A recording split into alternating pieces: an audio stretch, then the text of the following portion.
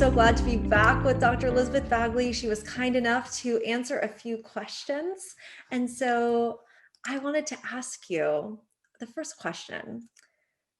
What advice do you have for people who want to engage in climate solutions but are feeling overwhelmed or unsure of where to begin?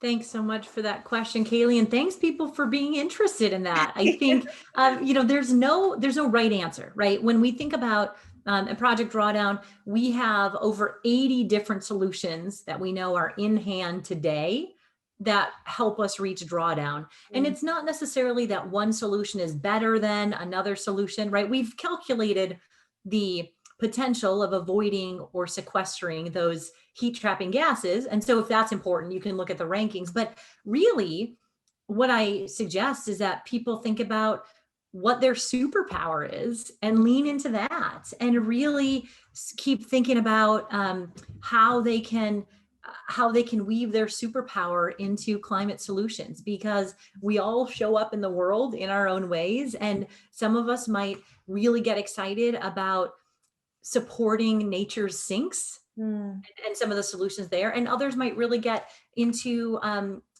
for example, energy retrofits in our houses of worship. And so figure out what your superpower is, because you're going to want to like what you're doing probably. And then I'd also figure out, what are some solutions that are relevant to your community and start there so that you can get some great wins and work in that space. That's great advice. And I love this language of superpower. It reminds me of Dr. Casenhiser. She speaks to this in a similar way in saying you're exactly the right person to care about climate change because you're going to care about it in a unique way that's meaningful to your local place and community. So I love that. Speaking of superpowers, faith communities are unique communities that have gifts to offer, have land, have history, and also that means that they have some of these superpowers. So I wonder, what are one or two ways that you see particularly communities of faith as uniquely positioned to participate in climate solutions or drawdown solutions? Kaley, there's a lot of different ways. And I think to your point, faith communities have loads of superpowers, one of which is just that they have shared values. And I think that's so important when we think about deciding how to implement climate solutions, which ones in which ways and with whom, right? So having those shared values as kind of a launch pad into action can be so powerful. Now, that's not really answering your question. I think I would definitely defer to the communities who know themselves and know kind of what solutions will reap the co-benefits, right? As I mentioned in the talk, we know that climate solutions are not just about avoiding heat trapping gases. There's so much more, right? They help with human health, they help with job creation, with biodiversity, and on and on and on. So really thinking and equity, right? And justice. So thinking about those co-benefits and what really fits with your community. I mean, there are some that people might not necessarily think about that I'll throw out. One is investments, right? Many faith communities have funds that are invested, and thinking about, when I first started dabbling a little bit in graduate school in investing, I had my Teach for America award that I could invest. I couldn't find anyone to talk to about investing in non-extractive or more sustainable enterprises. And now it's actually much more common. So even just for those who are maybe on the finance committee within their faith community, asking those kinds of questions, right? Like asking, hey, how are our funds what are they supporting, right? Also thinking about ways in which we can make invisible content visible, right? So some of the climate solutions that we put into place are super visible, like putting solar panels on top of the roofs of our houses of worship, but others are not, right? Like others might be more invisible. So how can we tell stories about that work and kind of move beyond just visible solutions.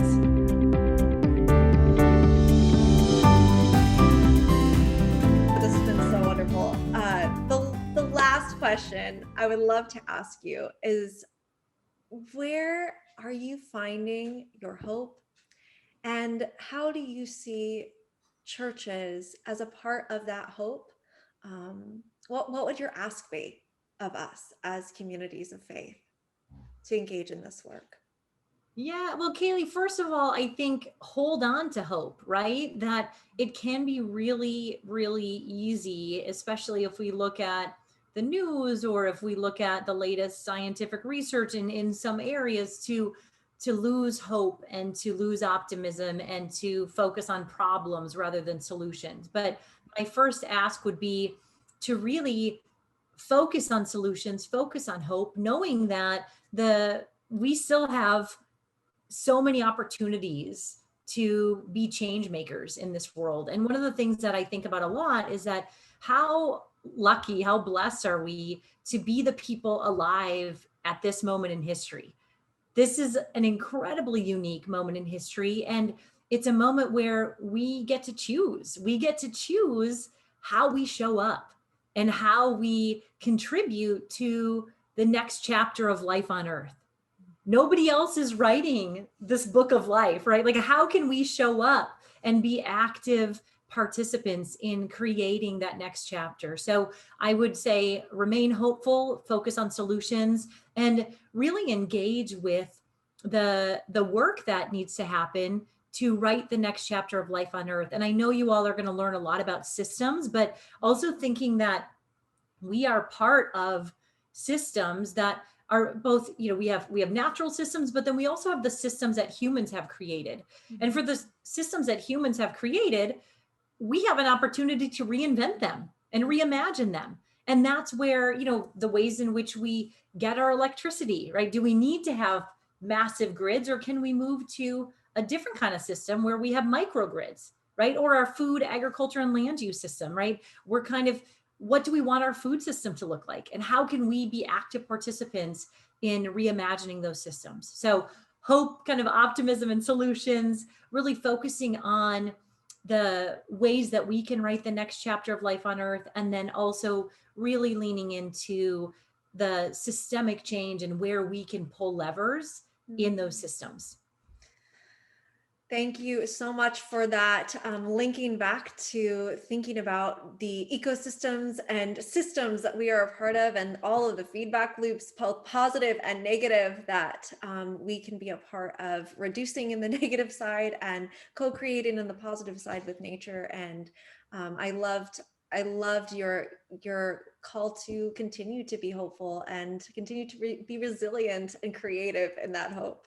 So thank you so much for your time and for the person that you are and the work that Drawdown is inspiring across the globe in all of these different contexts. We are so grateful for you and your whole team. So thank you so much.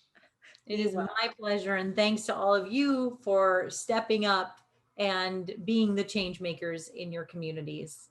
Without you, solutions don't go anywhere. They just stay on a page as something that we know needs to be done, but thank you for taking them off a page and into the world that we all are so lucky to inhabit. Well, what a joy, Dr. Elizabeth Bagley. Be well,